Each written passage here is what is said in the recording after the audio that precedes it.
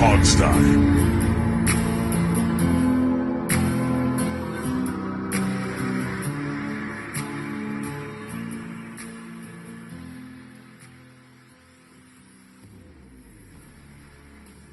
Hey everybody, welcome to the Hogstye. It is now June. We are in summer.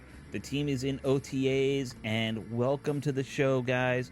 Jamal is on, Steve is on, I'm on, so you got the full crew here. Guys, I hope you've had a good week. I was super busy. I honestly was so busy there were days I couldn't even check my work email. So I Oh, had no idea that's what not happened with the necessarily a team bad this week thing. at OTAs. No, it's not necessarily a bad thing. I'd rather be busy than bored. So I don't know what happened in OTAs. Luckily for us, though, Jamal was able to go to one day of OTAs. So Jamal, I'm going to kind of rely on you here early on when we talk about OTAs. What you saw, what you think of what's going on there, and just your first thoughts on the team's OTAs there. Well, I ain't gonna lie to y'all. There's this, and that's why, like, prior to our conversation, prior to us going live, like when I talked about the people that they invited, it's no shot to anybody in particular, but I will say this, and you all know this because we actually have been at practices before and we've been at training camps. Like, anybody who sits here and tells you they developed a storyline after one practice is lying to you. Like, there is nothing to take away from one particular practice because they've done this on three different occasions. In terms of having access to the media, like, it's hard to develop a storyline after one practice. Mm-hmm. To say, and so I say that to say, what I saw should be taken as a standalone day for those who are listening. But I did like how Jahan Dotson and De'Ami Brown looked in their receiver drills, receiver quarterback drills. I think they were pretty fluid in their routes. Also, that De'Ami was pretty aggressive in terms of at the catch point. I kind of liked, and I like how he stood out. I like how the guy from Ohio, the tight end, he was converted from quarterback to tight end. Yeah. Armani Rogers, I believe, was his name. I like how he looked, and I kept confusing him. And the reason why it stands out because I kept confusing him with the Arizona State tight end. I think his name was Curtis Hodges, and I was like, 88 or whatever Armani Rogers' name or number was at practice. I was like, he looks real good, but I kept calling him the dude from Arizona State. Now I look at the little player list, and I'm like, hold on. It's the guy from Ohio that's doing real good. Like, he moves just as good as a wide receiver and things like that. Like, he was real fluid. I liked how he was moving. The unfortunate thing at that standalone practice, once again, was that there was a lot of drops from the tight ends. There were a lot of drops from the tight ends and the quarterback receiver drills and stuff like that. When they were running their routes, there was actually a point in time where there was like three consecutive drops. So that was one thing that stood out. I liked how Brian Robinson looked in person. That guy, that's a lean running back, like tall, lean, he's well built from top to bottom. Like, that's a proportionate in terms of like the size and stuff like that. He's not like top heavy or bottom heavy. Like, he is well proportioned for a running back. And he moves really good for a 6'1" running back, man. I really like that. And let's see, the defense was harder to kind of notice because, again, with the access that we had, we were only able to stay on one side of the field. There were two fields in particular that they was practicing on, and for the defensive side of the football, their warm-ups, their drills, and all those things were on the far side, the far field. So we weren't able to see too much unless you had binoculars. You was able to see something. And then when they ran their full 11 on 11s, same thing. Like, you were able to see the 11 on 11s, but in terms of like getting a good picture of who's in and who's out defensively, that was hard to see. But you was able to see the offense because of where they were coming out of the huddle. And with that being said, transitioning to like Carson Wentz, Jahan Dotson, I kind of liked how they were connecting. there was this one play where, Carson Wentz found Jahan Dotson downfield for like 40 yards of air, like air yards, on a post route, got behind the defense, Jahan Dotson did, and scored a touchdown. Probably would have been like 60 yards or something like that, 60-yard touchdown pass, 40 yards in the air. It was accurate. It looked really good. It was nice to see at least those instances in which they were able to connect downfield. What else do we got? I like how Curtis Samuel looked in terms of just his athleticism. But also they had these plays, some formations that when they were running their install, in a sense, they had Curtis Samuel. Now I don't know how effective it'll be. Like it may just be like a here and there type of thing, but given that Curtis Samuel is a running back, it makes sense for him to be in that triple option look, that RPO look in the backfield. So they had Curtis Samuel doing that a couple times in the install. I don't think they ran it in the 11-on-11s. Now, are they doing this out of like a shotgun or a pistol formation? Yeah, shotgun. No pistol. Was it a true option formation? I mean, they're truly running an option. So they had Curtis Samuel and Brian Robinson on opposite ends of the quarterback. So a two back look with Carson Wentz in the backfield as well. And at the snap they had, yes, it was to answer your question, it was a true option look. They had Brian Robinson hit I think it was the A gap, and Curtis Samuel run behind Carson Wentz in the event that he pulls it and wants to pitch it to what's his name, Curtis, or either take off and run. And I'm sure you can develop some pass plays off that. But matter of fact, I think it was either a handoff or it was a dump off. I can't remember, but yeah, it was just a look that was interesting, given that Curtis Samuel was back, and that kind of opens your mind in terms of what you're watching and what they want to try to do, or some things that they can try to look to install, given that Curtis Samuel is being used this early in the off season. So they probably have some plans for him down the line. So those are some key things that stood out in terms of the field thing. We all know at this point, Chase Young was back. He was on the side field when we got there, practicing with Logan Thomas, or rehabbing, I guess, / practicing with Logan Thomas. So they weren't doing too much on the sidelines.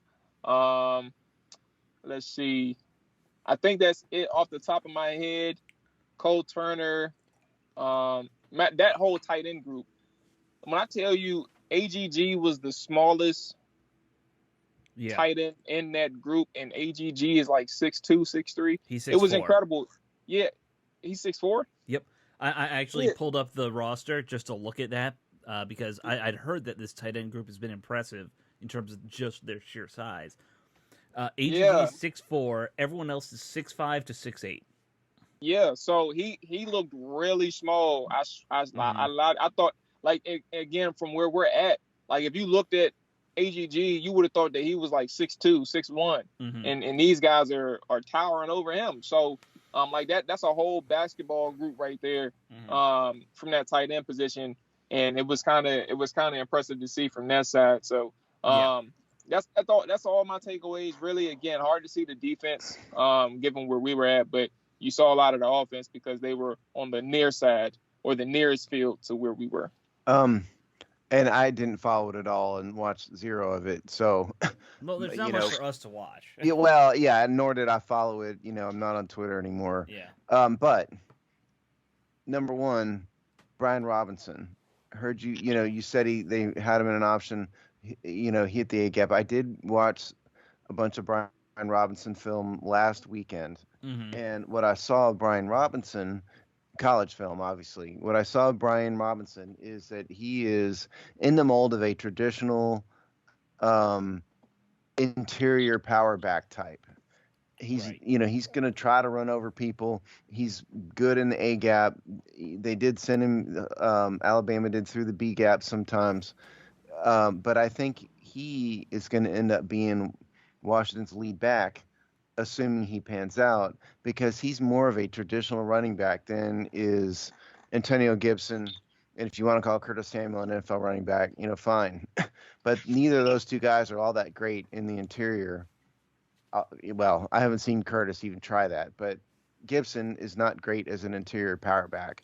So that's what I think is going to happen in Washington's running back room is for now a dual-headed monster of Robinson, short yardage for sure, but your 1st and 10 traditional power run type things, that's going to be Robinson. Yeah. So it's possible that those two guys could become a pretty good tandem if Gibson continues to grow and Robinson pans out. That's number one. Number two, I hear what I'm for the sake of Jahan Dotson, I like what you're saying about him. So obviously I want to see everybody do well. And what I heard from you is attitude from him. That he's got a pretty good attitude. He's connecting with the quarterback already. A guy like Josh Doxson from day one didn't seem like any of those things. Mm-hmm. So that is encouraging. All that having been said, even when I cared, which is not now, I didn't ever put too much stock into OTAs because, as you said, Jamal, it's a one-day look. They're going half speed or three-quarter speed. If there's a defense on the field, the defense is going half speed. So it's not something that you should, bank your football bets on necessarily. But it sounds like you saw some good stuff for the team. Yeah, for the most part, they were really good. They were pretty good offensively. When we talk about the backups, I think it was a noticeable difference between Carson Wentz and Taylor Heineke. Sure. In two specific moments where they asked Taylor to hit like a corner route and then like a downfield. Now, Carson did have a downfield incompletion, an inaccurate one too, out of bounds. But like the difference between Taylor and Carson is that Carson is getting the ball there quicker and getting downfield without reasonable or unreasonable effort, and Taylor is the opposite. Like he's struggling to get it down there naturally, but also he's still underthrowing his receivers. So that was one thing. Sam Howell had, I think, 2 opportunities for downfield throws. Like he had some zip on his underneath short underneath throws and stuff like that, which was pretty good to see. But downfield, he had a couple misses. So for the quarterback groups, Mixie Day, generally good, not nothing bad. But yes, the offense had a good day. The defense probably had 1 or 2 good moments. Good moments defensively in terms of like the 11 on 11. So they're generally a good day for offense. Yeah, and we're gonna get to the quarterback position group breakdown later in the show here. So that's our third topic we have on the schedule. Yeah. The other big story to come out of OTAs, of course, is that Chase Young was at OTAs. He can't participate because he's recovering from his ACL injury still. Something he said he doesn't want to put a timeline on because you don't want, which I'm fine with. You don't want to pull another all in for week 1 thing like RG3 did and just look terrible when you're not ready to get back out there. But yeah, Chase Young was there, which that's a good sign. If he wants to be the team's leader, he's got to show up, right? Like that's part of leadership. You can't skip things, just because whatever reason. So I don't know if there's anything else really that happened at OTAs that we want to bring up for this week. It sounds like it's been a good week for the offense so far, and I know that was the case last week as well. Anything else, Jamal, that you want to mention, or is that about it? That's about it. Just understanding that OTAs is, it's good to be there if you can, if you have multiple days. Mm-hmm. But I'm not gonna. First of all, I'm not going to overreact from any news from OTAs, like whether I'm there or not. So Steve has the right idea, but secondly, seeing one practice doesn't really give me too much of an indication of anything to come.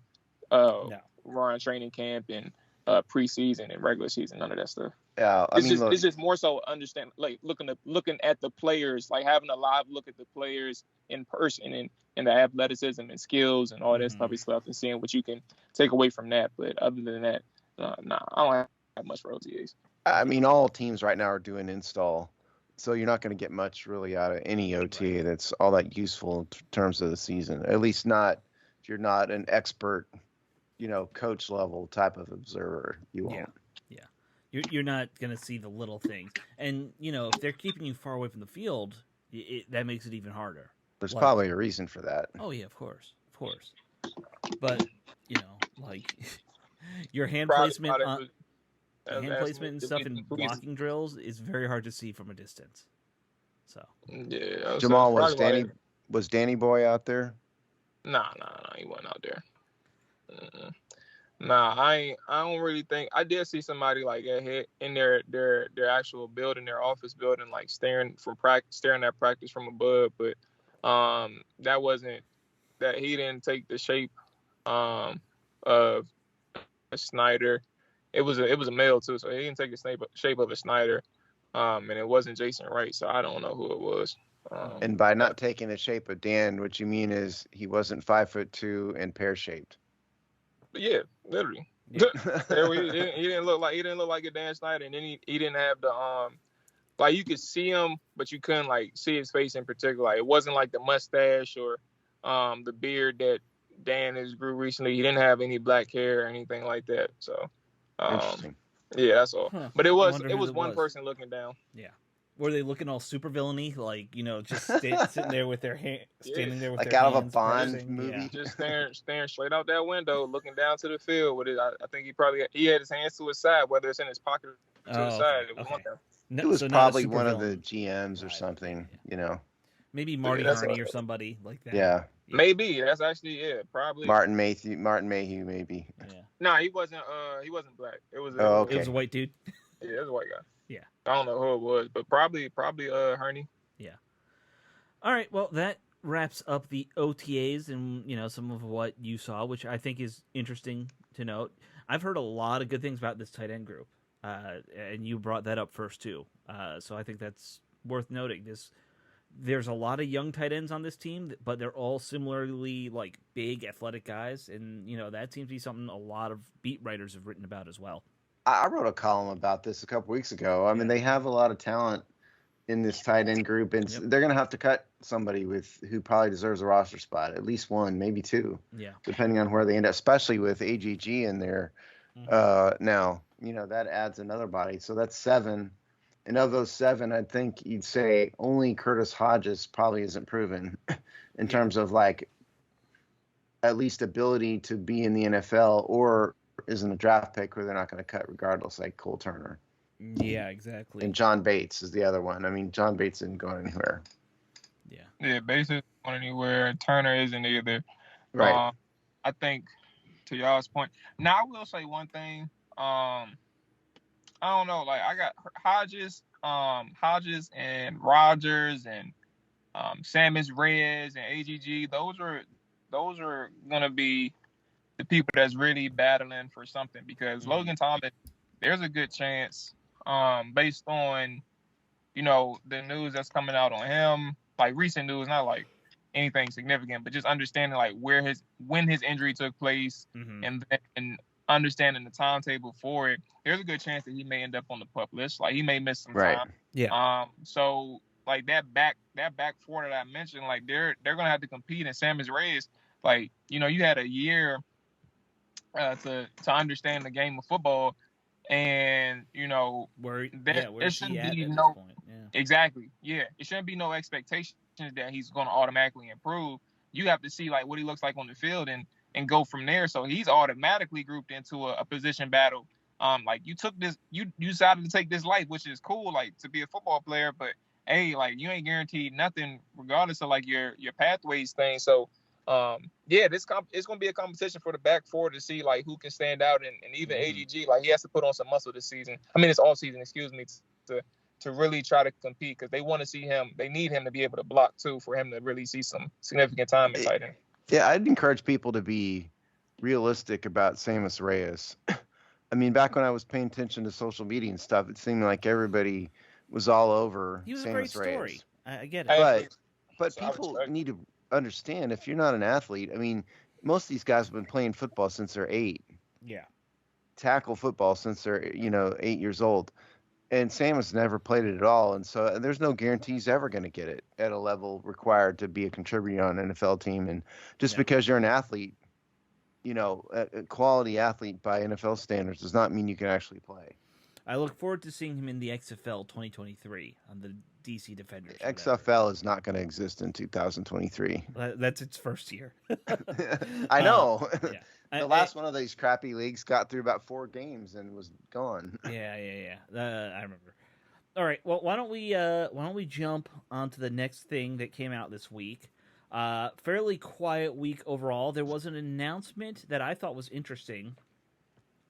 That wherever they build this new stadium, and there's been a lot of stuff with the stadium.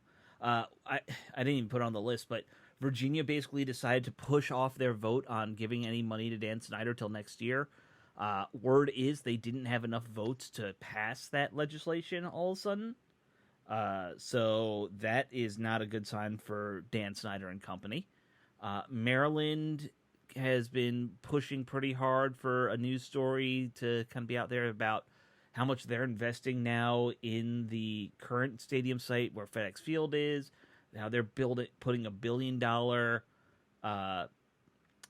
development kind of right across from FedEx Field now at where Largo Town Center was or is. It's the same people who did the Ashburn Town Center that was just built. Not that Steve would know where that any about that. You haven't been here. Is it in Leesburg? Yeah. I've been there. Oh, have you? The one Loudon? Yeah. Okay, so they're trying to build something like that out in PG County, by where FedEx is. So, those are some. Don't you remember? I did a show from our Leesburg Hog Sauce. Right. Leesburg You were out time. there for like visiting a friend or something. It was a wedding. Yeah, that's right. The worst things in the world to go to Leesburg for. Oh God, yeah. Going anywhere for weddings awful. Because that's when I ran into who was the right tackle. I ran into Morgan Moses in a coffee shop. That's right. I remember that now. And then people with me said, "You got to go talk to him." I was like, "He doesn't know me. What do you want me to just interview him in the middle of a coffee shop out of this clear blue sky?" No. Yeah. So stadium. So number one, the state of Maryland. To be clear, and I think Alex was clear, but if you don't understand this, they did not offer Dan Snyder money to build a stadium. What they're talking about is developing infrastructure, giving money to private developers to build up commercial developments. And they've already allocated that money. They're doing it already. Yeah. It's going to happen regardless. And what they're sort of doing here is saying, hey, Danny boy, if you want to build a stadium here, we'll let you do it. And I meant to look up the deeds to the FedEx Field site, and I didn't get around to it before showtime. I will. Rick Snyder has said and told me that he thinks there's a reversion in the original deeds from the 90s for this site, meaning that title goes back to Prince George's County at some point. I don't know if that's true or not true because I haven't read it, but I will pull it and I will know that before the next show. Right. But you and Rick Snyder probably know more about that stuff than anybody. I probably know more than anybody. I mean, this is what I do. Yeah. Well, but I mean, Rick's obviously very plugged in too. Yeah. Okay, so that's Maryland, and as far as Virginia goes, first of all, I applaud Virginia for not giving this scumbag money. And I also applaud Virginia. Generally, I am very much against public money going to things like stadium development. I don't think it ever works out. It's funny. You and I are very different politically. I think that's something that a lot of people, regardless of politics, agree on. Yeah, I mean, and for me, I'm not in favor of any government raising taxes generally, and I don't want to take public money for this. Listen, if you want to build a stadium, go get stadium financing. Yeah. Call me, I'll help you. But I can't now where I'm working on. But call me or someone like me, and we will help you do that.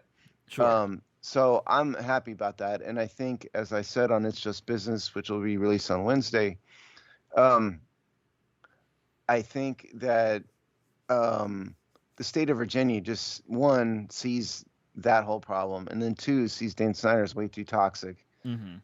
They don't want to partner with him at all. And the stadium conceptual drawings he's released are just insane. They look like a spaceship. I mean, you're talking a couple $2 billion if you're going to do all this stuff that they've done. And so it's a massive project. And then you got to start thinking about viability.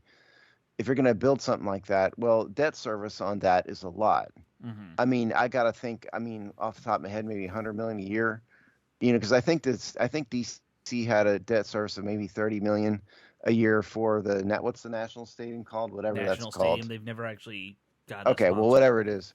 Yeah. And so I got to think it's $100 million or more. That's a lot, and that's not viable for 8 games a year and 2 preseason games.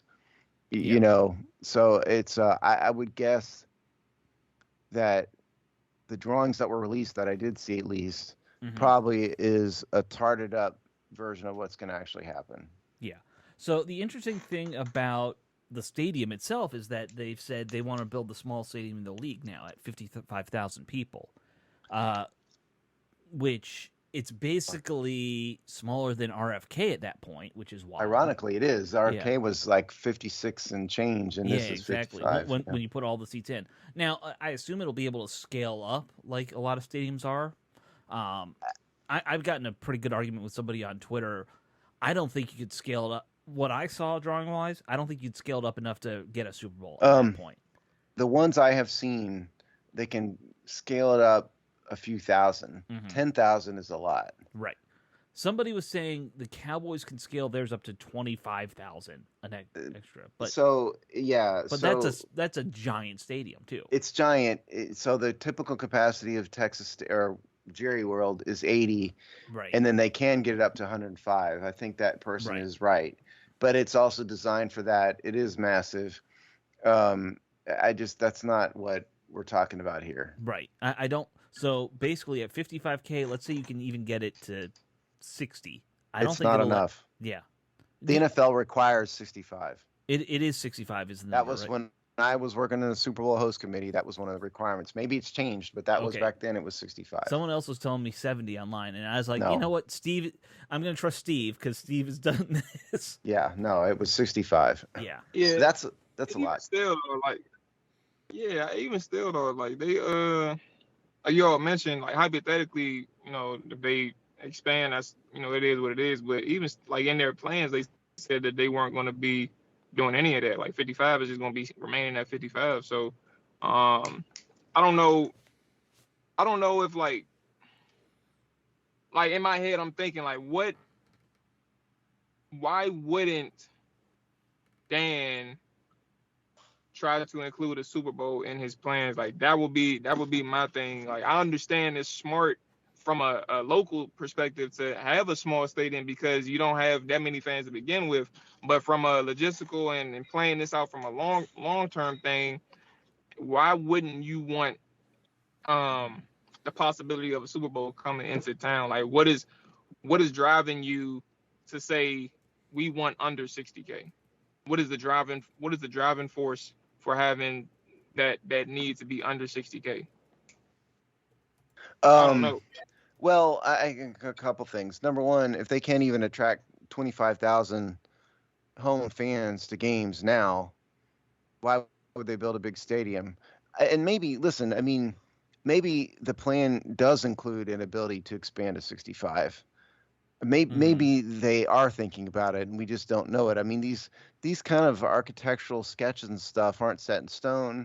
We don't know what they, and they're just like conceptual drawings. So we don't really know. I certainly think that the team would think about it, obviously but here's the thing. Is the NFL really going to give a Super Bowl to Dan Snyder? Yeah. That's crazy. That's insane if Dan thinks that he's going to get a Super Bowl and have him be the face of the NFL, because what people may not realize is the host team is running these things, okay? The NFL is involved, obviously, don't get me wrong, and there's a guy who's Mr. Super Bowl who I knew, Jim Steig, who's now retired, but he was doing all the Super Bowl stuff. But there's a local host committee run by the team and people around the team that do a lot of the work. And there's no way the NFL is going to want to let Dan Snyder be the face of the NFL like that. So I just think it's a fantasy, unless Dan is gone. Yeah. I kind of wonder if they've accepted that, and that's why they've gone with Maybe this stadium idea of making it a small, intimate stadium, more with a lot of high-end seats. By the way, but if you again, look at I those just drawings, wonder. It's all luxury stuff. It's, It is, but I just wonder if they have. I mean, we don't really know the specifics of the plan, and maybe they are thinking about having it expandable to 65. Yeah, that's true. The other thing, of course, they still keeps like the drawings don't show a dome, which is weird, but they say they want it to be a dome stadium, not even retractable roof. But in my view, any stadium built today in today's world, NFL stadium ought to be a retractable roof. I think it's insane not to build a retractable roof. I don't get it at all. Well, I mean, like I was looking at some of the more recent stadiums. About half of them are just straight up domes still. Like, but they're in places like Minnesota where you don't really ever want the elements in. Yeah. Well, that's why a retractable roof. If it's a sunny, nice day, open it up. If it's not, close it. The NFL rule, at least when I was involved in all this stuff, was like they had to decide something like an hour or 2 hours before game time, and then you're stuck with it. They couldn't move it during the game. That was the rule. I think it has to do with how long it also takes, depending on the stadium. Well, because it does take like an hour. It does take an hour or two sometimes to do it. But the other thing is you'd have teams playing games with it and stuff. Yeah, exactly.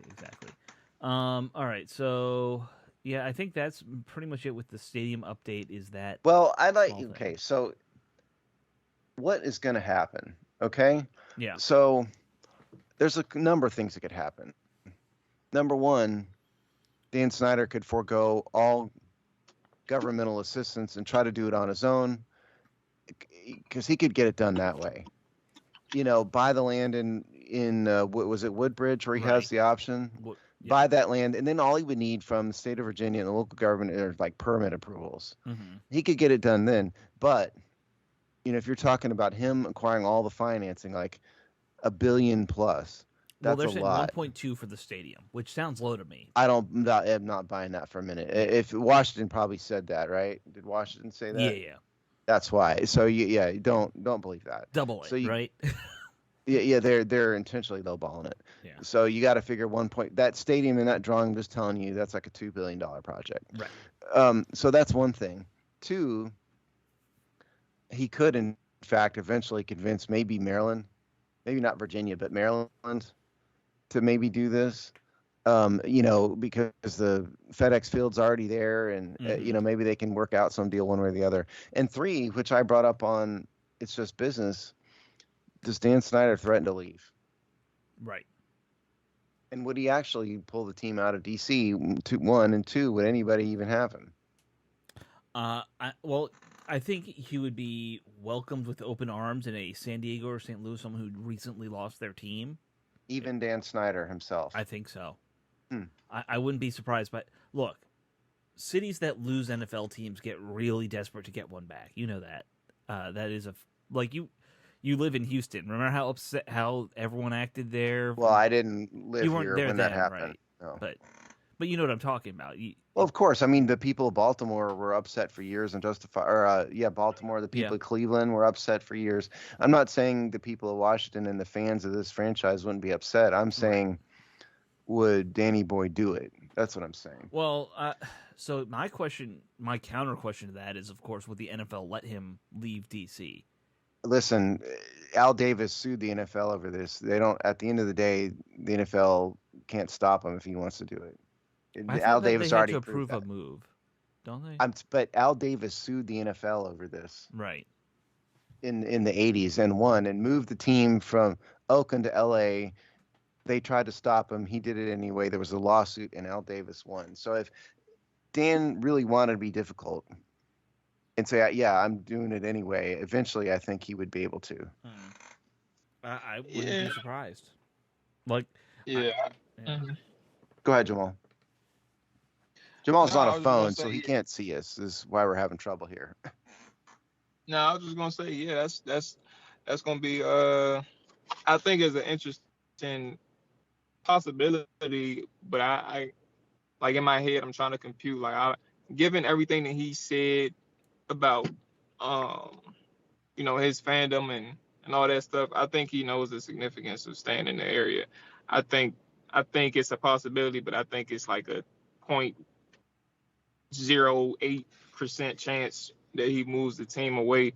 Um, but I think when it comes to like my personal preference has always been like understanding what they're going to do with the Prince George's County development and stuff like that. It's always been keeping it in Maryland. Um, I like, I mean, it's biased in there, given that I'm in the area, but understanding like what they're doing with that whole Largo, Mitchellville, Landover, all that whole entire section, and not even just that, like the whole county, like the whole interstate or beltway area, like all that stuff is going to be is everything is being revamped in the next 5 years without a stadium, and I think having that second shot is something where it's like I would love for people who continuously, disrespect the area without knowing the history of the area.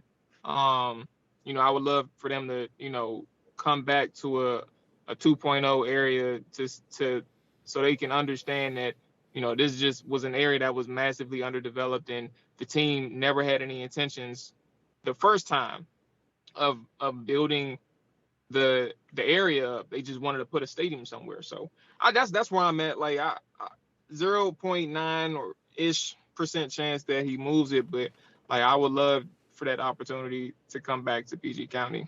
I think that the chances are very low that he would do that. Number one, I don't really agree with Alex that people just welcome him with open arms, because there'd be a massive public outcry to all this.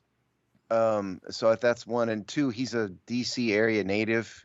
He lived in Maryland before he bought the team and grew up here, grew up a fan. And yes, he's destroyed the franchise, destroyed the Redskins name, all that. But at the end of the day, I don't think he really wants to move the whole organization. I just don't think he wants to. So I don't think he has a ton of leverage here. People really aren't going to buy it. I hear what Jamual is saying about that area. I mean, when they put when I lived there in the mid 90s and they built that stadium, that whole Landover site in the east, inside the Beltway was a lot of crime. Right. Wasn't, the average median income was really low. And this is why the state of Maryland wants to develop it. I guess Landover Mall is gone, right, Jamual? Which was a dump, and they're replacing that with viable businesses. That the plan here, which will drive income up. It'll bring, it'll bring people in to the area, and it'll make it nicer. That's the reason why states will give money to things like this. So the Maryland is going to do that, and Dan can come along for the ride or not, but that project's going to happen. So I don't know. I mean, I think the most likely thing with the stadium is probably that Dan has to lease FedEx Field back to himself for another few years, because I don't think they're going to get it done in time. Okay. So you think that they stall and it's not till like 2030 or something? Some number, yeah. Which I've heard that could be an option too. And look, I look at DC's out of it at this point, so I'm not even going to factor that in. No. If I'm picking as a owner between Woodbridge, Virginia, and you have nothing there and you have to develop it all yourself, and there's no mass transit, and it's on like the worst stretch of highway in America, versus staying where you are, which, while not great, they are developing. You are like, a new stadium could be built closer to Metro. What they've talked about a lot is you build in the parking lots that are to the south of the current stadium, where it changes the distance to Metro by about a half mile, if you build over there. So, then it's under a mile walk from Metro, which is more doable for a lot of people. Things like that should factor into your decision, Well, I also think it matters, and will matter to the fan base, that such a stadium will remain inside the Beltway. I think it does too. That keeps it feeling more Washington, D.C. like. And it would be cheaper to build a stadium on the site, some of the parking lots would remain there, be usable. That's a big cost. Yep. Whatever land acquisition would need to be done would be minimal cost, if any, because of yeah. And again, I need to research that, and I will. But regardless, they wouldn't have to spend $200 million on property, right, like they are on the other site. Right. I mean, look, I think it's a smarter play, but has this team always made the smarter play? No. They never make the smarter play. Right. Yeah, that's a thing. It's who knows, and we're so far away from any decision being made. Virginia kicking the can down the road a year. I don't know how they're like internally viewing it. If you want to be honest, being kind of a neutral observer for this thing now, it really feels like the Dan Snyder ownership is in its death throes to me. He's attacked from every side. Nobody wants him. Nobody likes him. They're pulling stunts to get people to try to be excited about this team again. This stadium stuff is a mess. It just, and this won't bring me back. I'm done permanently, but it just sort of feels to me like there's not really an end game that he can escape from and ever be a viable owner again. So I think, Dan, I didn't think this a year or two ago, but I actually do think, whether by hook or by crook or by force or by indirect force, I do think Dan will sell this team, because it just doesn't feel viable to me anymore. And I think at some point the NFL is going to just come to and go. It's just, time's up. Yeah. That's what I think as a neutral observer here. Yeah. I would like to believe it, because I think, as someone who still is going to root for a local team because it's the local team, it would make me much happier if he were no longer there. So, I don't have, I don't necessarily agree with what guys like Jason Wright have done every step of the way. I don't have ill will towards them. Not the same for Dan Snyder. So, all right, why don't we? And let's say, Jamal, do you have any final thoughts, or do we want to jump to quarterbacks? Quarterbacks, let's go. All right, let's do quarterbacks. We got, a little bit of show left here. Position group breakdown time, guys. We're doing the hardest one to break down, quarterbacks. And I say that facetiously. I think more fans probably spend more time thinking about NFL quarterbacks than anything else in the league. Absolutely. It's that position. So, obviously, a lot of changes to the quarterback room this year. We got Heineke staying on. You got Howell. We got Carson Wentz. And, of course, Cole Kelly. We can't not talk about Cole Kelly, right? Future Hall of Famer Cole Kelly. Yes. Future Hall of Famer at tight end, probably. But, yes. So we've written a lot about Carson Wentz on our site. Dave Earl has written multiple columns about him. And I believe others have, too. I mean, the Carson Wentz is an interesting guy because he's had a lot of good and a lot of bad. And he's had people criticize his ability to be kind of a locker room team leader. This is what Dave wrote about this week. Right. And he's dragged him on his way. Yeah, I mean, in that time he was injured when the Eagles were in the Super Bowl, and he made some comment to the effect of, that he wasn't happy they did it without him or something like that. I mean, that didn't come off well. And so the question for Wentz, less than his arm talent, because he's got obviously the best arm out of all four of these guys. Yeah. The question is the mental part of it. And is he going to come in and take command of the locker room and be that Tom Brady-esque leader, or pick your quarterback, is that going to happen, or are we going to see disaster? Right. Now, this is Washington, so disaster isn't off the table, because that's what normally happens. And I don't know the answer to this, but I think that is the question for Carson Wentz. Between the Taylor Heineke, Sam Howell question, it's just a matter of when Sam Howell will drive Taylor Heineke off the roster. Is it going to be this year? Is it going to be next year? I like Sam Howell. I liked his college film. He was very inconsistent in college, but he's got all the skills to be an NFL quarterback. So at some point, he is going to dump Heineke. I just think Heineke's going to last for another year or so. And as far as Heineke, I probably like him better than most. He is, he certainly has a weak arm and all that. I'm not saying he's a starter, but he does have a lot of moxie. People like him. He tends to make things happen in small doses. If you can just, if he's not out there every game, it's almost better for him because people aren't used to him. He can kind of do his thing. Yes, his arm gets in the way. It's inaccurate, all that. I'm not saying he should start, but I really like Taylor Heineke as a backup. And Cole Kelly is interesting because he put up just astronomical, like stupid numbers last year at Southeast Louisiana. But it was at Southeast Louisiana, and so who knows? But the guy's also just a monster. He's 6'7", 250. That's like that's cartoonishly large for quarterback. Yeah, it is. Yeah. So that's my thought, instantaneous thought on quarterback practice. It's not the last thing I'll say is that obviously Wentz starts no matter what because he's got a $28 million cap hit. So no matter what happens, Carson Wentz is on the field. Oh yeah, I think we all just assume that's what's going to happen, right? Yeah. Like the only real thing that we're watching for once preseason starts and stuff is how good is Sam Howell versus Taylor Heineke, and then of course Wentz getting comfortable with the starters. And does Cole Kelly come out of nowhere and all of a sudden look like a superstar? Right. Unlikely, but Very not unlikely. unheard of. Let's Romo did it. Yeah, that's true. Jamal, you have any thoughts about the group here? Like, I mean, obviously you saw some impressive stuff, like you said, from Wentz, or the arm strength is clearly much better than Heineke's, so that's a big thing, right? Yeah. If I had thoughts about the position, I say if I do have thoughts about the position, but nothing really much else to say about Carson. Like from what Steve has said, but there is one thing to mention, and it's just based on a conversation that I had with a friend earlier, so nobody really knows the full context, but when, we talk about those comparisons, because, as a matter of fact, let me be more specific.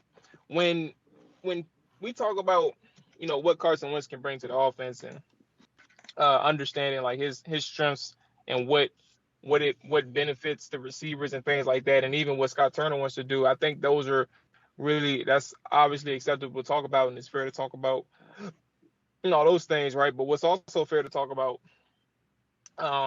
is what fans at this current day are straying away from. Not every fan, but I would just say the majority, and I think it's because, football season is around, you start to dive back into your team. You're like, I love you love your favorite team, and you start to drown out the negatives or the question marks. And I think what Steve brought up earlier was the mental side of Carson Wentz. I think what people need to kind of remember is kind of what happened in those last two games against the Las Vegas Raiders and the Jacksonville Jaguars.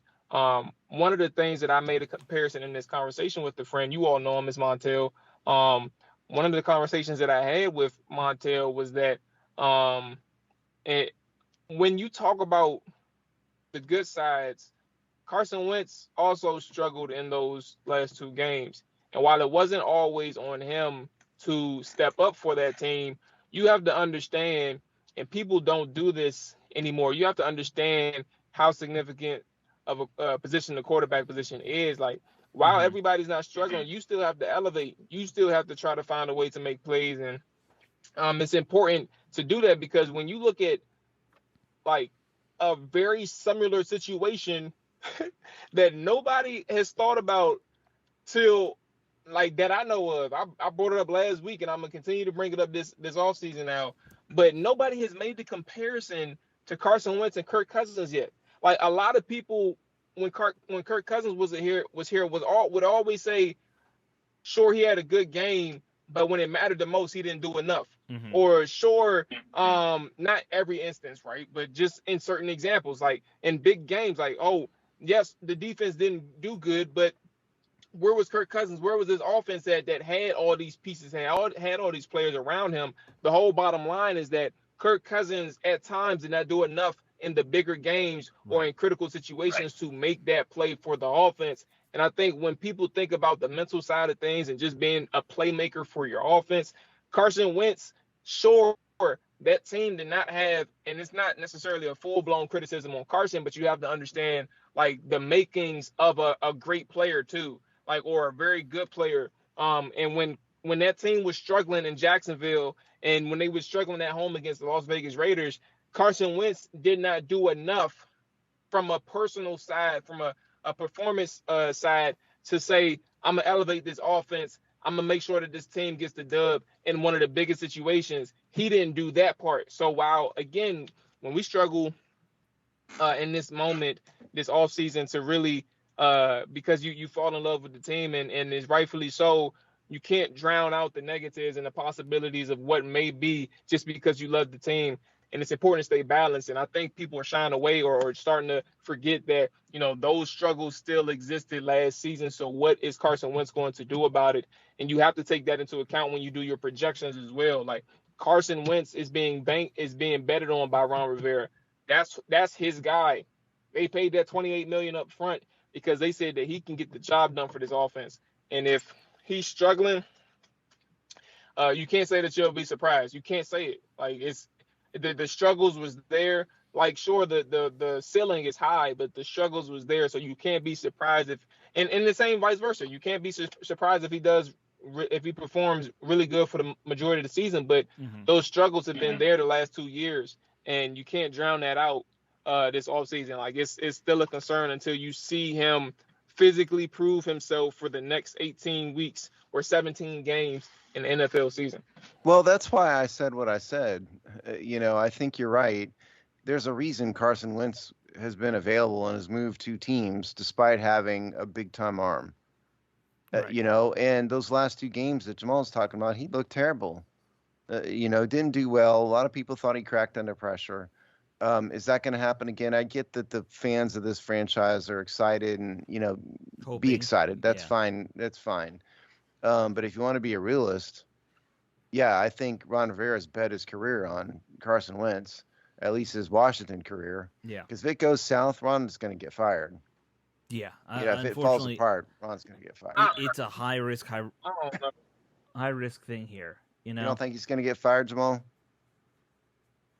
Yeah, I don't think it's like that's another layer of conversation. But short answer, I don't think he'll get fired because it has to be like terrible, like 5-win type of terrible, 5-win, 6-win max type of terrible for him to be on the hot seat. Like, his seat may be warm, but I don't think he'll get fired after this year. It's like, all right, well, what's your next plan? Because you have to turn this thing around. And I think he'll have multiple opportunities to do so by the owner before they say, you know what, all right, it's not working. And they can't fire him after 1 year of being a commander. Like, they may have to give him 2 years, just from an optics standpoint. Oh, I didn't necessarily mean this year. I just meant he's not going to be the long-term coach of this team if Carson Wentz doesn't work. That's all I'm saying. Yeah, I'm with you. Yeah, I'm with you. I mean, look, at some point, even if Wentz pans out pretty well, I don't think he has a ceiling where he becomes Aaron Rodgers. At some point, they're going to need to take a shot on another rookie quarterback, to either sit behind Wentz and develop or something, that's just how it is in this league. And he hasn't had that guy. He's never drafted and groomed a guy here yet. Rivera, I mean. So that'll be... I think Rivera's entire roster building system has been a bit strange. Oh, yeah. I think we all agree there. I see some forest through the trees, but, there's a lot of questions as to what they've been doing. Yeah, Wentz, it's a gamble. It's a real gamble, right? Like, who knows if he's going to work out. I do think, Steve, you initially pointed out, it's a question of if not when Sam Howell might take over that number 2 spot. Yeah. I agree with you that I think that should be their plan, and that should be what they hope. I wouldn't be surprised, though, if when Heineke's contract's done, if they're not like, all right, you're our number 3 for a while. Like, they might try and still keep him on, because I don't see this as a regime that's ever going to keep just 2 quarterbacks anymore. Maybe. You might be right. We've seen too many injury fluke things happen these first 2 years. I mean, Sam Howell reminds me of Heineke as a player a little bit, to be honest. Bigger arm, but yeah. Yeah, with a bigger arm. They're the same size. Mm-hmm. They play sort of the same type of game, at least they did in college. Right. They both can run. He actually reminds me of a more highly drafted Taylor Heineke. I mean, honestly, Carson Wentz is the same way, too. He Well, he's 6'5", but. Well, I just meant they're more that gambler, gunslinger. They're not West Coast. They don't have that mentality of like dink and dunk. Yeah, no, they don't. Even absolutely. Even though in Taylor's case, that might benefit him with his weak arm issues, but it's just not his game. And see, in terms of Cole Kelly, I mean, you have to think he's just a camp arm, probably. Right. I find it hard to believe they keep a fourth quarterback, but you never know. And when I say stupid numbers, he really put up just stupid numbers. But if you pay attention to southeastern Louisiana, they have a crazy pass only all the time type of offense. Mm-hmm. And they're playing who knows who, so you can't get too excited about his numbers necessarily. Is it kind of like the whole thing with Western Kentucky? I think every other year their quarterbacks always have like the number one passing yardage kind of situation. Yes. Yeah. And when you're playing in a smaller conference, that happens. Like you'll just get a guy who's like, all right, he'll throw for 5,000 yards, fine. So right. Yeah. So since I've been talking about it, well, yeah, I don't have his Southeast Louisiana numbers. I actually been digging while we've been talking, and you can't find them. Well, I also wait a minute. If you give me 1 second here, Hogsty. Yeah. Quarterback. You have him on the draft preview. Somewhere? He was on my draft preview. Yeah. Yeah. Okay. But I do think it will be fun to watch those battles between Heineke and Howell and the Wentz situation. I wonder how much we'll see of Wentz in preseason. With the trend of not playing starters anymore. I always feel like if you've got a new starting quarterback, you need to give him more reps in preseason than they do. And I'm sure Ron doesn't seem to go for that, though. Ron seems to want to sit everybody out. Yeah, until, he's of that mindset, I know. Yeah. But I always feel like it's better to give him some play time. Oh, I agree. If I was a NFL head coach, I wouldn't worry about the injury thing, and I would play him more in the preseason. But that's just me. But Ron seems to have the opposite opinion of that. Yep. I don't disagree with either one of y'all. I think one of the funnier things last year that I seen from Washington's fan base was like how they reacted to the Ravens playing their starters in the in the preseason. Mainly because they whooped us by like 30. And unfortunately one of their running backs got hurt, but like injuries happen, and not only did they got that one of their running backs got hurt in the preseason game, one of them also got hurt in practice, like without a preseason game.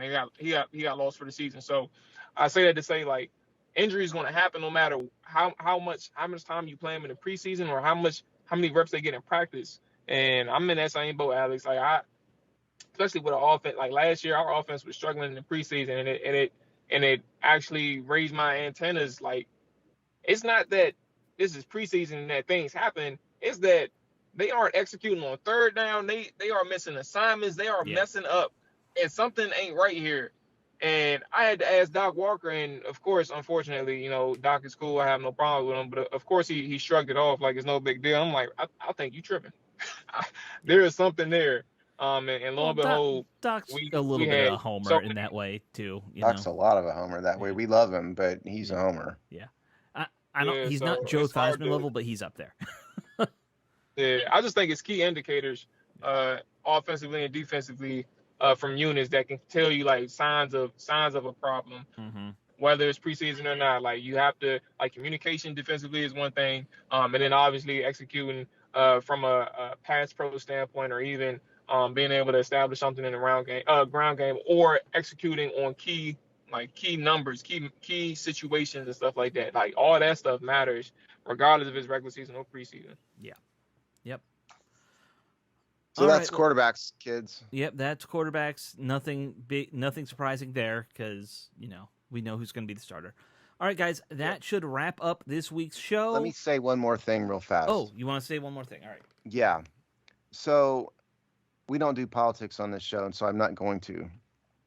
So don't misunderstand what I'm about to say. But I have noticed, as I was preparing for the show this morning, that Washington has been, along with the other pro sports teams in D.C., have been advocating for causes. And again, I don't want to get into the cause and all that because it's not what we're here for. But what I will say is it turns me off. It turns a lot of people off. And I think the Washington football team Commanders need to remember that what they are here for is entertainment. They are not here to educate me. They are not here to persuade me. Don't pick sides because you're going to just turn people off. You've already turned me off. You're going to turn me off more if you do that. So just remember that because to me, this is strike 2 for you guys. So that's all. And I would counterpoint with they've already turned off your side. Yeah, but everything. listen, So, I mean, I may not be rooting for them, but I'm also helping promote them by continuing to do this show. Sure. And I'm going to stop that if they keep it up. And in terms of next week on our position group breakdowns, I'm also opening my chart here, and it's taking forever. I think we're on running backs. Okay, that's a fun one. So I think that's what we're doing next. All right, I so believe. Next week, tune in. We'll talk running backs. Yes. Guys, we will see you next week. Hope you have a good weekend or weekday, whatever.